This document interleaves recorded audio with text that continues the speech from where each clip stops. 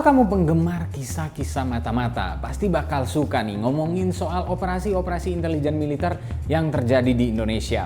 Walaupun penggambarannya mungkin gak sewow kayak di film-film James Bond, tapi setidaknya gak kalah seru cerita-ceritanya.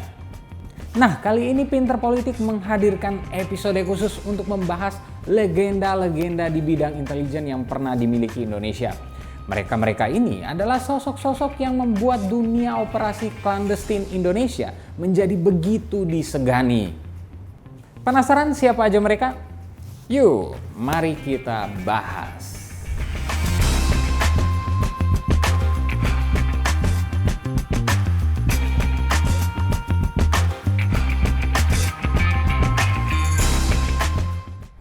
Sosok legenda intelijen di daftar teratas kita adalah the one and only Benny Murdani. Nama Benny Murdani sudah malang melintang dalam militer dan perjuangan Indonesia sejak ia berusia 13 tahun. Benny juga menjadi salah satu tokoh paling awal di Kesatuan RPKAD yang merupakan cikal bakal Kopassus. Di usia 29 tahun, Benny yang berpangkat kapten memimpin 200-an serdadu dalam operasi penerjunan perintis ke Papua Barat. Maijen Ahmad Yani yang kala itu menjadi kepala staf operasi tertinggi tidak punya pilihan lain selain memberikan posisi itu pada Benny karena tak ada satu perwira senior pun yang berani memimpin operasi penuh risiko ini. Gara-gara keberanian Benny inilah ia mendapatkan bintang sakti dari Presiden Soekarno dan beberapa sumber menyebut Soekarno menawarkan Benny untuk menikahi salah satu putrinya. Walaupun tawaran itu tidak diambilnya. Di era kekuasaan Soeharto, berbagai operasi intelijen direncanakan dan digariskan oleh Benny. Hal inilah yang membuat Soeharto mempromosikan Benny menjadi Panglima ABRI. Kisah lengkap soal Benny Murdani bisa kalian saksikan di video Sejarah The Unsmiling General Benny Murdani yang sudah pernah Pinter Politik buat. Sosok legenda Intel kedua adalah Ali Murtopo. Ali Murtopo adalah ikon legendaris intelijen Indonesia. And guess what? Banyak yang menyebut Pak Ali sebagai gurunya Benny Murdani di bidang intelijen.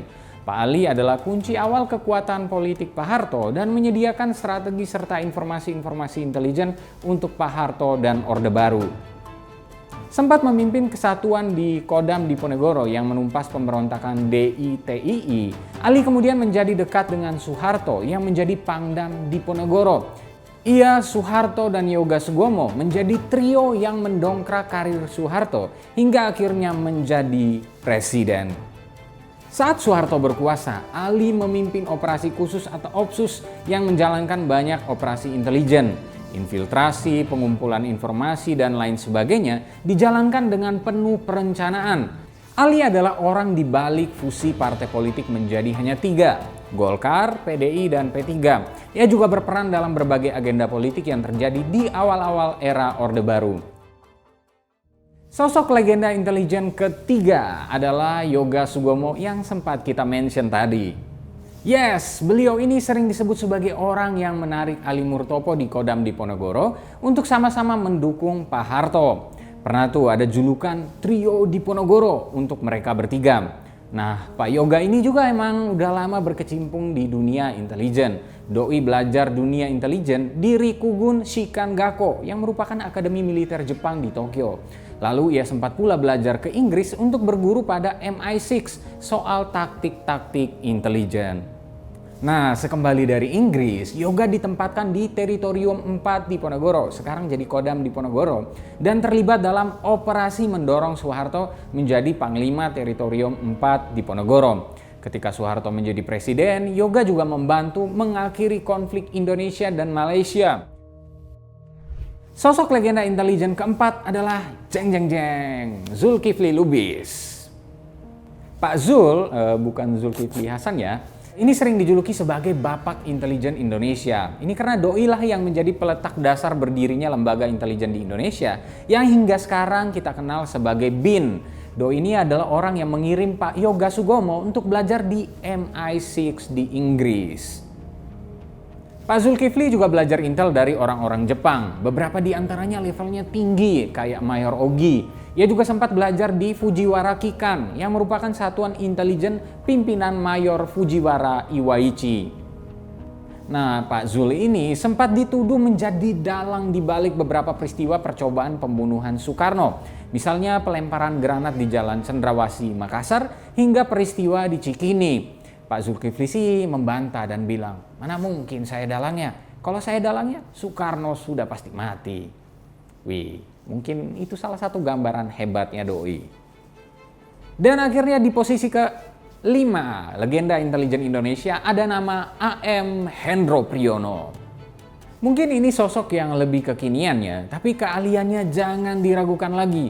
Doi dijuluki sebagai Master of Intelligence, sekaligus menyandang status profesor di bidang ilmu filsafat intelijen.